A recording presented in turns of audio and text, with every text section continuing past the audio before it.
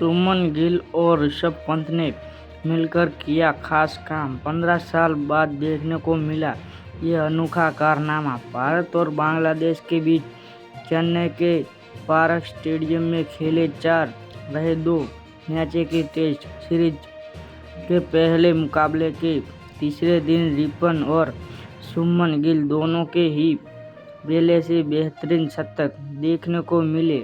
इसी के साथ यह दोनों ही खिलाड़ी अब एक खास क्लब का भी हिस्सा बन गए हैं। तो गाइस, आप लोग को यह वीडियो कैसा लगता है तो सपोर्ट करना तो ना भूले, और हाँ गाइस, सब्सक्राइब करना बिल्कुल ना भूले।